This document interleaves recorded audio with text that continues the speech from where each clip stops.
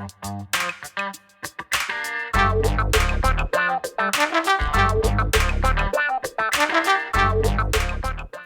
guys, Montel here, and welcome to this edition of Let's Be Blunt with Montel.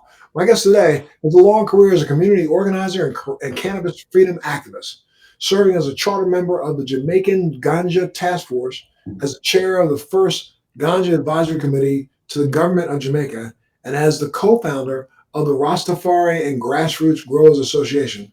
He is a founding member of Life is a Ceremony retreats, where healers, shamans, artists, change makers, and more commune in nature's wisdom, hold space for personal development, and solve systematic issues within a village of elders among the glory of Jamaica's most powerful and potent resources.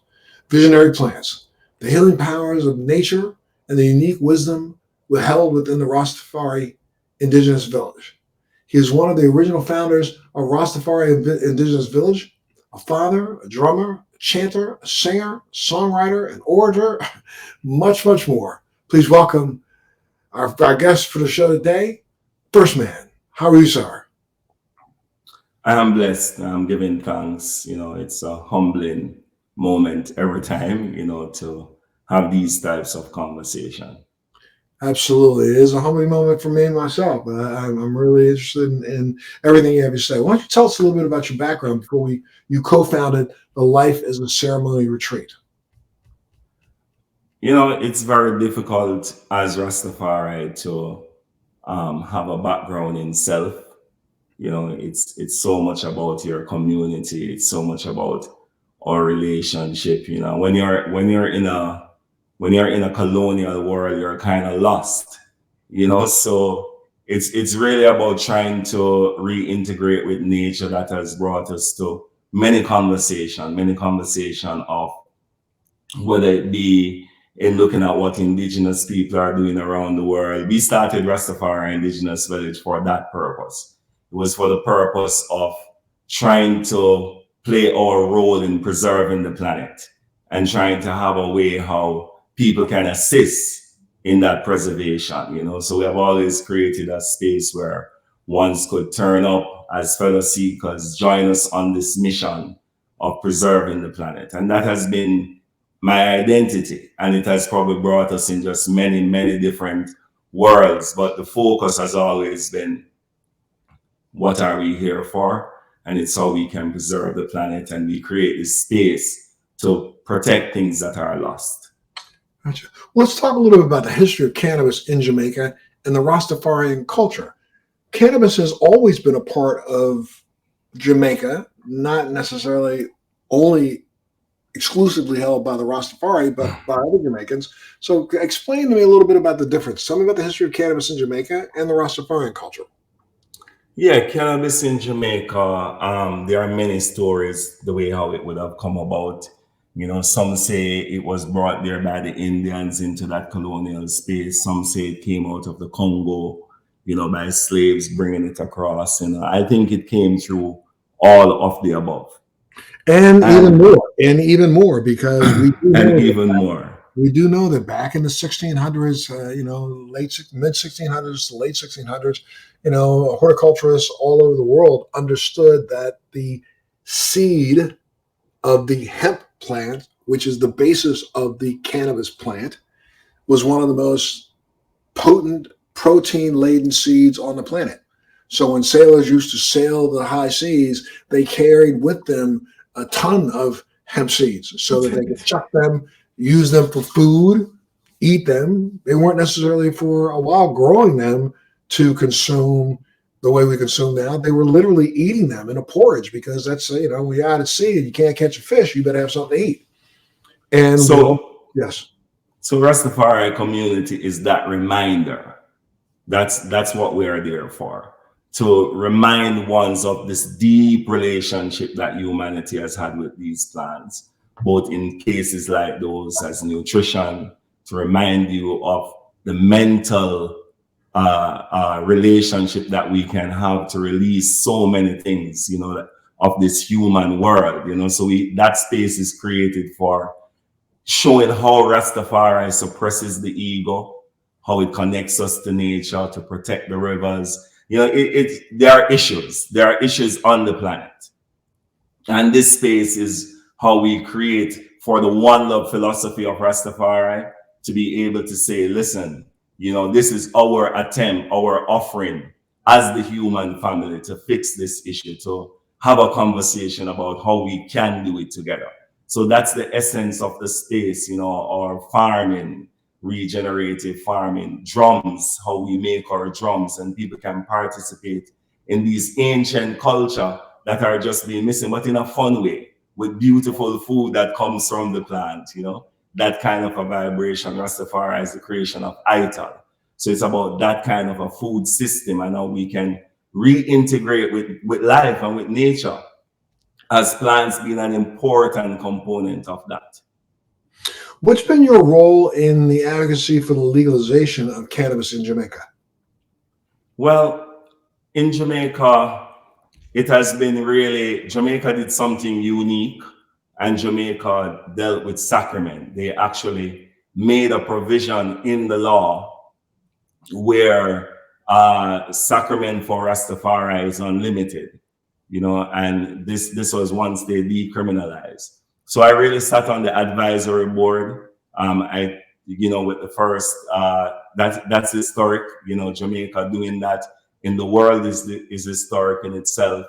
And that was a gathering of Rastafari that gives advice to the government in how we can move forward and what that conversation could be. So I spent a lot of time on the Sacrament side, but also looking on the reparatory side of it too as well, you know, where Rastafari has been brutalized and beaten, families have been torn apart.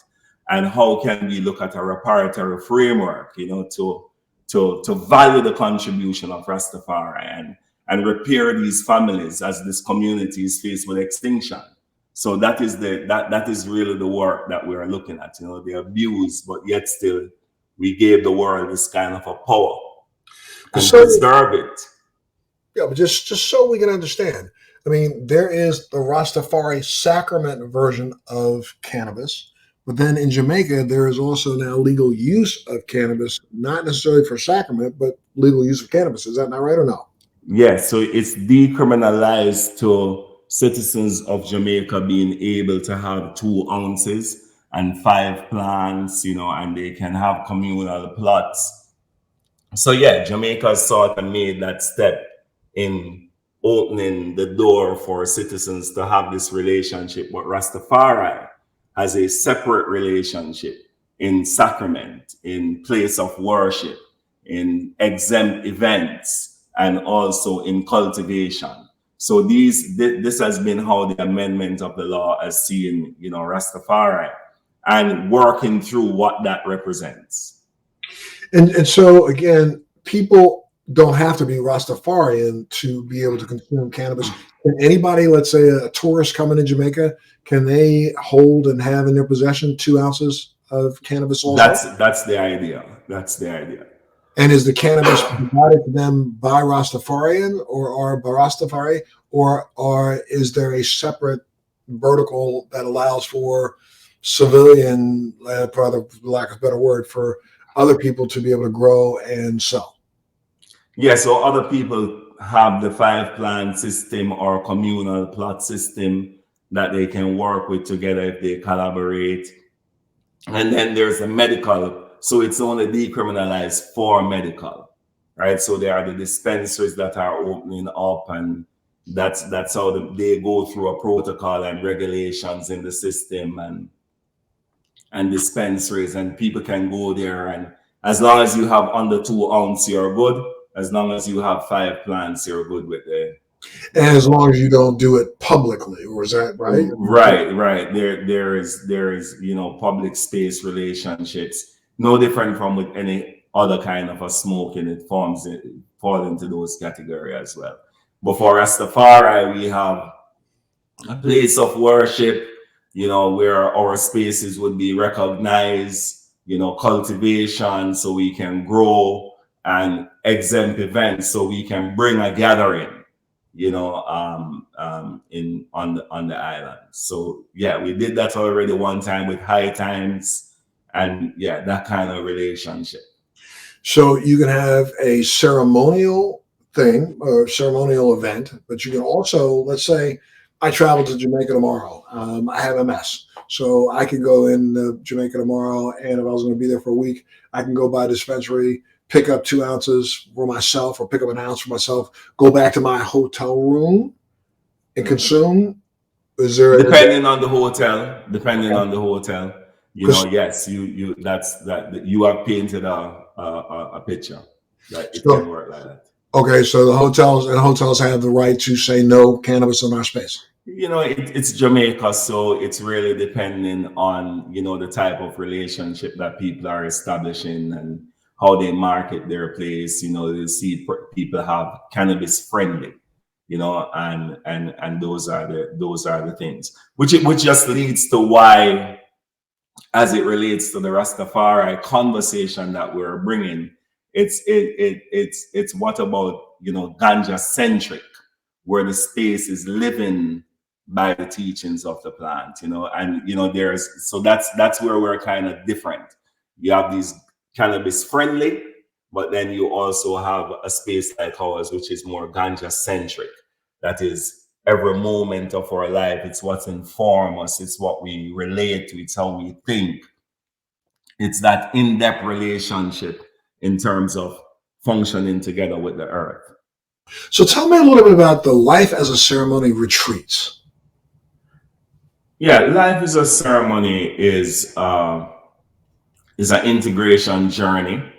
It's really saying that every single moment of our existence is something to be grateful for. It's almost like creating a tone of how we live. And to say, if, you know, just right here, even what we're experiencing here is a ceremony. It's us seeing each other as a living soul and connecting to that and giving that space. So that's the environment that is created, and why we call it life is a ceremony, because we want to recognize each other, you know, and so we create this 5 days retreat, which brings you into Rastafari Indigenous Village to experience our food, to be a part of our efforts for protecting the river while we swim in it. You know what I mean? It's about a good way how to address a serious problem. It's like, okay, let's fix the planet, but let's have some fun doing it. You know, Sure. let's cook some food together. Let's listen to the plant and the information that the plant has to give us. Let's know about each other's culture and experiences. Let's respect each other. Let's see where our boundaries starts and stop. Let's see how we can manifest a relationship that goes beyond just a moment. You know, so that's the requirements. That's the output. That's the calling. And these are retreats set up for anybody to attend. You have to have a reservation to do so. But who have been? What kind of people show up? Who have been some of your guests to date? And are people looking for a spiritual healing, physical healing journey? What are they looking for? We are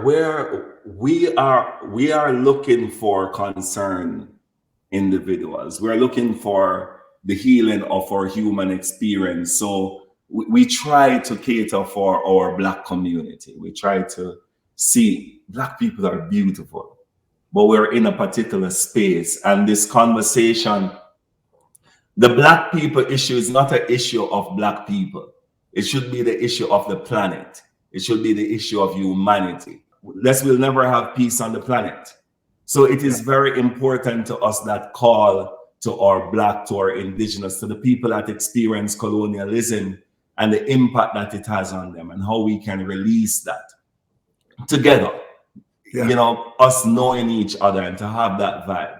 But to also people who are just natural, even if you have already advanced in these experiences, it's how we can create a container. So life is a ceremony, and that experience that we have there is for people also who would have already have some psychedelic experience, have ganja experience, and we're really just building a community of consciousness. So those are the type of people that we are looking for, but also people who are new but has this calling of the soul, not necessarily knowing where to go, here's a path that can be explored. And during these retreats, you mentioned it, you do have and take people on very different kinds of psychedelic experiences, from ayahuasca to psilocybin to other forms of psychedelics. Talk a little bit about that. Rastafari as a community, we are ganja. That's what we host. However, as a community, and because of our international relationship of 15 years being a part of inviting visitors from all over the world into our space, we have really sort of met the indigenous people. And in meeting the indigenous people, we met their sacrament, their medicine. And we have been a container for that, for experiencing it amongst ourselves and experience it in a global way. So there are other shamans from around the globe, lots of people who have been in the Shipibo tribe, people who have worked with ayahuasca, people who have worked with Iboga. So we're like this container for having this kind of an experience in a particular space where the earth medicine and practices, can come together. It's not necessarily all about taking plant medicine, but living in the impact and consciousness of plant medicine is also what we are promoting. So it's a conversation of seeing the earth as a medicine and how we can reintegrate that relationship in this modern time as a necessary balance.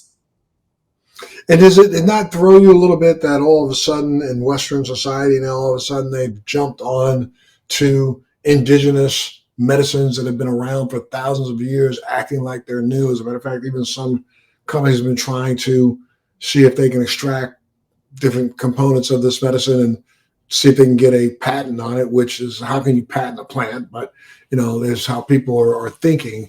Does it bother you that, this is something that the Rasta community has been doing for years, and now all of a sudden it's like a light bulb goes off in the West and now it's accepted? Well, I would want to turn on a light bulb too. I would want to say, let's turn on a light bulb that you're ignorant, but now you recognize through the teachings of these plants that appropriation is important, that the plant really gives us an opportunity to reconcile and to give a definition to what reconciliation could mean, and that we could create a valuation and a type of benefit sharing plan. Let's look that this light bulb could go off and we could start to reinterpret these relationships that we have, and to really say that there are good intent, but there is ignorance around this intent. And let's look where indigenous people, for example, through all these conventions of Declaration of the Rights of Indigenous People, they are there as guide. Indigenous people have stated what they would want already. So let's just open the space to say the information is there. How will we act? How will we move forward? And you find it's kind of, in a way, in some ways, almost as if other cultures have been misappropriately, doing some cultural appropriation and not recognizing the fact that there is experience among indigenous people as to how to even process some of these plants. Yeah, most definitely. Indigenous people are essential service. That's where we have to get the conversation clear. Like water, like plants, they fall in a category of protection. We fall in a category of protection with either indigenous mindset practices or lineage.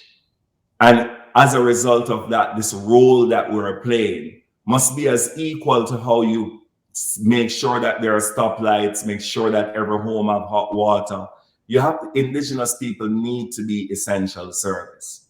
And that the resources that goes according to like every preservation mission that we're on, this aspect of humanity requires this preservation as well.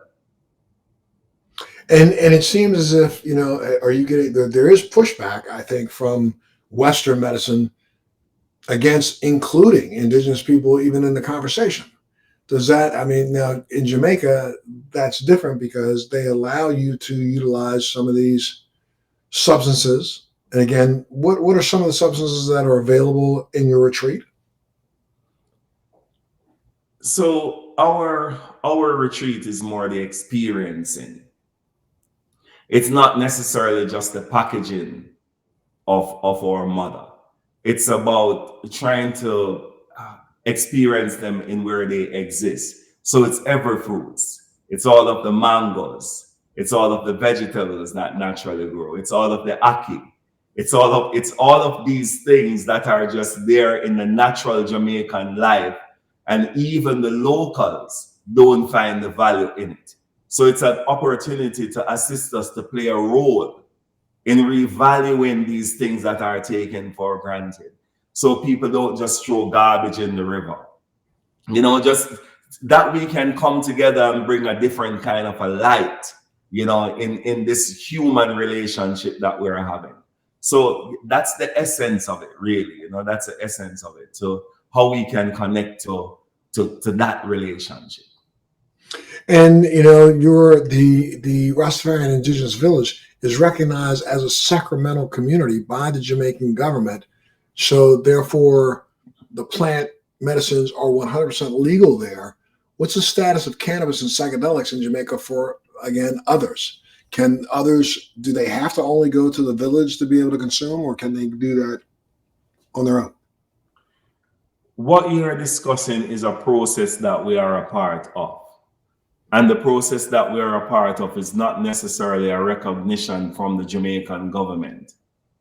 It's a recognition by ourselves as Rastafari that we have declared ourselves free and liberated to the Jamaican government.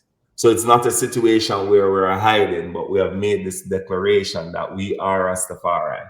And within our space, like mango, pop choy, and all other plants, ganja is free, right? And that's our declaration. And we have made that declaration from a long time ago, that it is the healing of the nation. But however, we are in that conversation with the government, who has declared this already in law, yes, that the places of worship for Rastafari. So that process exists for all Rastafari people to take up that role and that responsibility to declare themselves.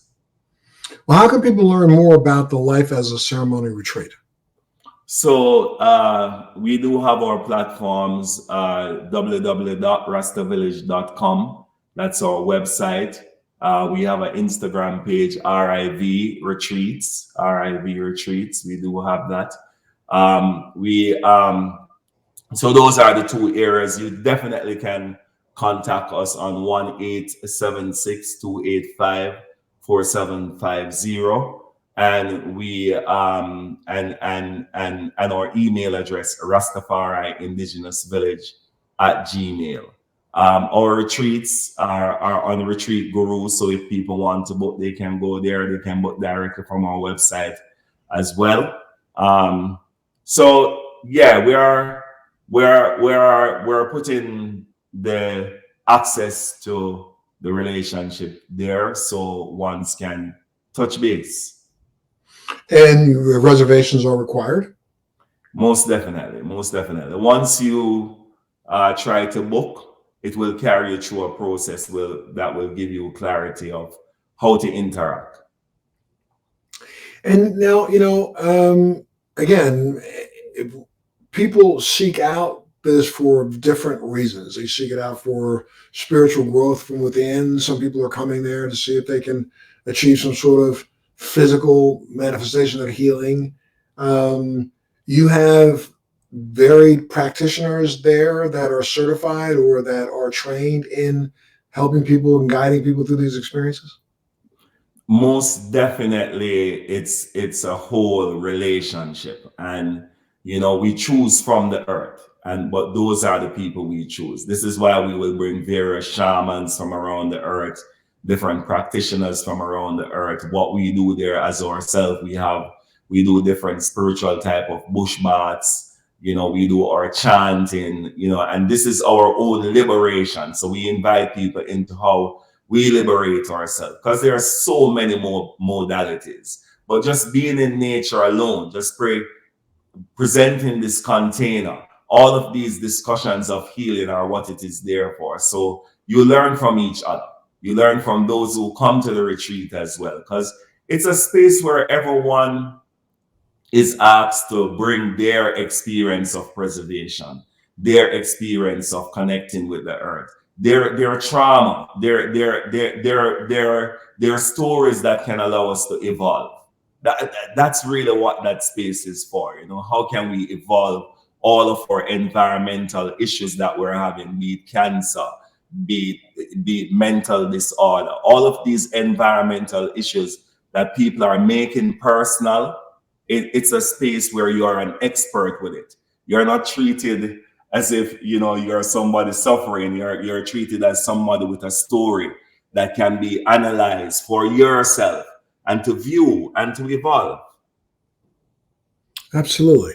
So anything else you want to add? It was a pleasure being here in this ceremony with the eye. We ask ones just to step in a space of reverence and respect and recognition, and let's build relationships, to work on what we can agree on.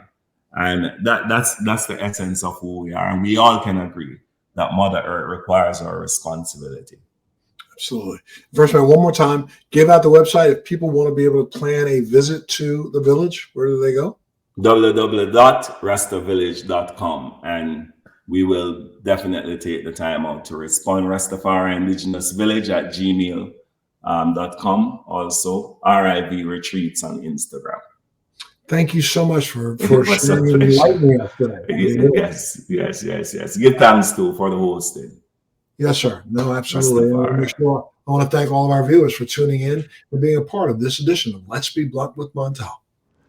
Thanks for joining me on Let's Be Blunt with Montel. Please make sure you're subscribed and hit the bell to be notified when new episodes post each week. We'd love to hear your feedback also, so please send us your comments.